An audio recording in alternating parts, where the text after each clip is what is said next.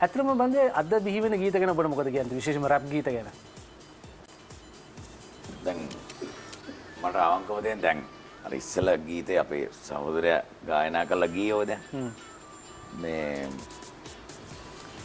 මොන කලන්තේ වගේ අවසාන ප්‍රේමයයි මාගේ නෑ පතන්නේ කෙනෙක් ආයේ ඉවරයක් නෑ කඳුළු දිනෙතේ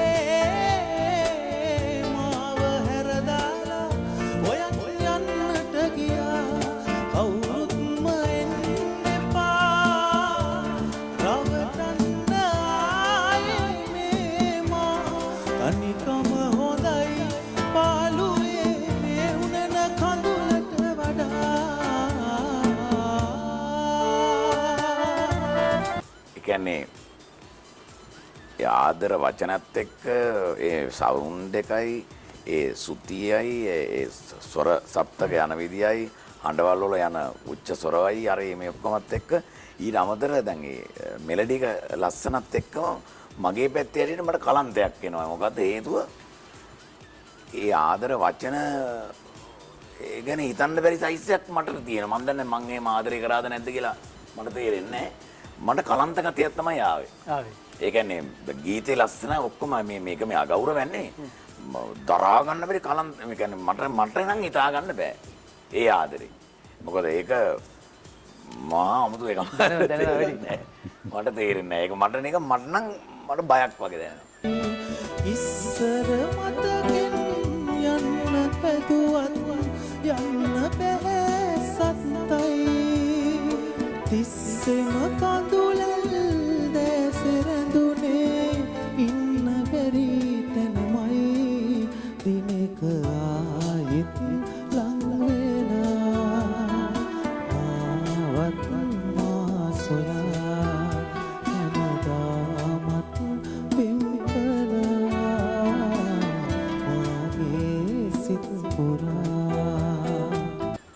ඒක මේ අද ගීතවල තියෙන්නේ ආදරේ ගොඩක් එළියට දාලා නිකන් පාරය විදිනවා වගේ. දැන් එදා ගීතයක් ගායනා කරපුවම අපි කියමුකෝ නිහඬ කල්පනා නනනනනනන ඔබ හඬයි. එහෙම නැත්නම් මේ ඒ කියන්නේ ඒ යුගයක් තිබ්බනේ. යුගයක් කියන්නේ මේ යුගයේ නරක නෙවෙයි මං කියන්නේ. මේ යුගයේ මේ දෝලනය වෙන එක කෙලිම පාරේ. ඒතොර එහෙම වුණාම ඉස්කෝලේ යන ළමයිනුත් පාරේ. ඒතොර ඔක්කොම ඕපන් වෙලා අර මොකද WhatsApp මොනවද මේක? මේ Viber නේ මොකද? WhatsApp Viber ඒ වස්ස ඔක්කොම එළියේ. ඒතොර වචන ටික දැන් ආදරය ගැන මොනවාරි අර සංගවාගෙන ප්‍රවේශමින් දුන්න මේ කරුණාත් අපේසේකරයන් සෝපාලියන්ද්‍රයන් ඒ වගේ අපේ ඒ කාලේ විද්වත් අපේ සුනිල් ආර්යරත්න මහත්මයාලා මේ සියල්ල මේ විශාල කොටසක් ඉන්නවනේ. නමුත් ඒ කට්ටිය අගය කරනව නෙවෙයි. මමත් ඉතින් සෑහෙන වයෝවෘද්ධ මිනිස්සෙක්. නමුත් මං කියන්නේ දැන් අර කොප්පර පිපින්න. එහෙම නැත්තම් එදා අපි ගමකෝ මේ සන්තපානවා ගීතිලින්නේ ඒක දිලෙනවා ගානට. කරදරයක් නැහැ. පාරේ යන්න පුළුවන්. ප්‍රවේශනේ. මේක දැන් එහෙම දිලෙන්න ගියොත් එම සඳපාන අතට අරන් සඳපාන ඇතුළට රිංගලා හඳත් ඉවරයි මොකක් කරේ එහෙම නිකන් මට සෝරි මන් දන්නේ නැහැ. එහෙම එකක් තමයි දැනෙන්නේ. ඉවරයි කතාව ඉවරයි.